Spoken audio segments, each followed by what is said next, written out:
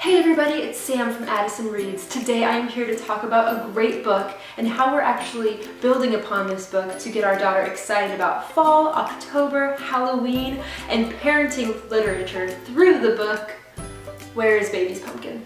By Karen Katz. If you have seen any of her other books, you might recognize the look and the feel. It's a lift the flap book, and one of her most famous ones is Where is Baby's Belly Button, which is adorable. You lift the flap and you try and find where baby's belly button is. Super cute. What I wanted to talk about first is this concept of parenting with literature. Basically what that means is you use a children's book as the starting point to a conversation with your children, and you use it to help you come up with structured activity ideas and themes. So instead of feeling like, okay, I know I want to teach my kids all these things, but I don't even know where to start, you begin with the book and you build upon that. You can build upon the story, the characters, the theme, anything, any aspect of the book. So I'd like to use Where is Baby's Pumpkin to show you how we will extrapolate upon a book and add activities. So a really quick synopsis of the book. Baby is looking for her pumpkin. She can't find it anywhere. She's dressed in this adorable cat costume, which is just so cute. And I'll show you a page that we like. There are lift the flaps everywhere, so peekaboo. And you have to find the pumpkin. So is the pumpkin behind this closet door? No, it's Happy Bats. So stinking adorable. AJ loves the flaps parts, maybe a little too much. This page, is it behind mommy's bowls? Those are candy apples and she's licked these, so kind of gross. So really what I like to do is I like to say, okay, I reread the book and I like to say, okay, what are the themes? What are the main values and lessons we can bring out of this book? So for this book in particular, there are 4 main values and lessons that we've pulled from it. Number 1, curiosity. What is behind this door? Is the pumpkin outside? Is it not?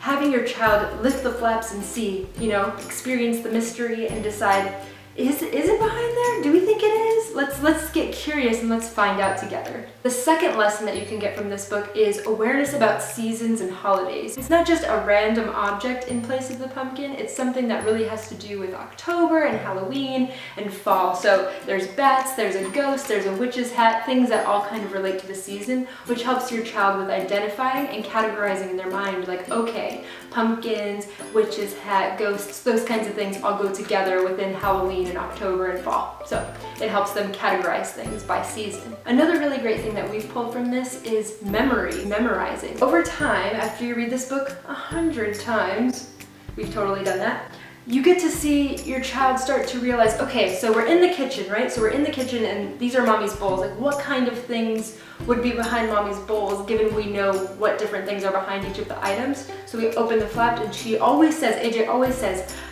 apples. She knows that the apples are behind the bowls. And so it really helps her to start practicing that memory and that understanding of relating, like, kitchen, apples. She always remembers what's behind the next part. So it's really fun to watch her memorize it over time. And I'm really impressed. She remembers, the cat is under the leaves. Another thing that we've personally pulled from this, because one of AJ's biggest interests is creativity, we've found that this book has tons of different mediums that it's using in the illustrations. So there's obviously regular drawings, but then they have like these more freehand style drawings.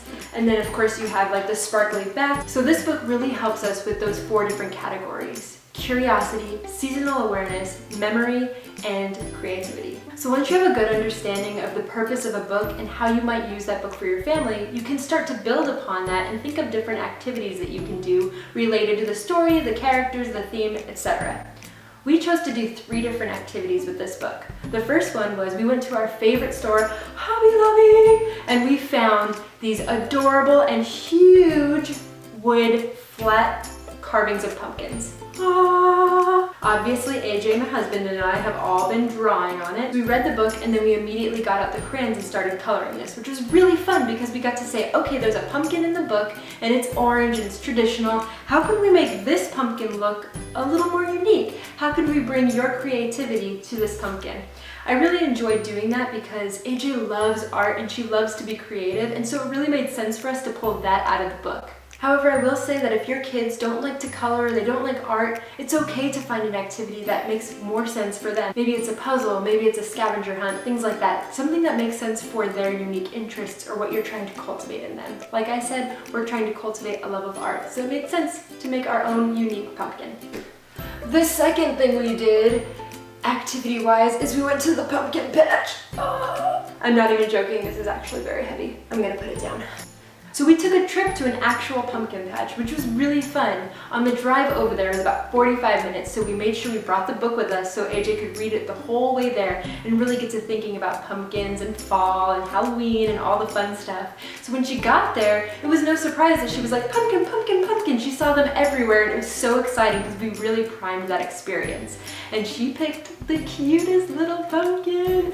It is probably the size of a grapefruit and I think it is adorable. So this was really fun. It was cool to preface that experience with a book to really help her get more out of it, to bring a richness to it, to really say, you know, remember when the baby found the pumpkin outside the door? Let's see where we find a pumpkin, and let's see if we can find a pumpkin that looks like baby's pumpkin, and let's grab a giant pumpkin that mom can't carry. Yeah, she did that. That was fun. She tried to carry it, which is adorable, and I'm gonna put a picture.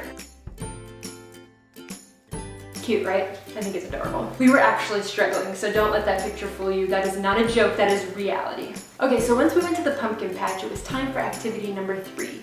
We had laid all the pumpkins out on our fireplace, and I decided, hey, why don't we hide the pumpkin? Because that would be really tying it back to the story. We're basically role-playing what happened in the book. I grabbed AJ's tiny little pumpkin and I started putting it in places and I said, AJ, where's baby's pumpkin? And then she found it. And it was so fun for her to look around and really act out the story. And I felt that really helped her with her curiosity. She got to see, ooh, I don't know, and she creeped around different parts of the house, and then she got to remember different places that I put it, and it was just so fun acting out the book. Now, if you love this idea of expanding a book beyond just reading it and actually parenting with literature, I highly, highly recommend that you join the Intentional Book Club.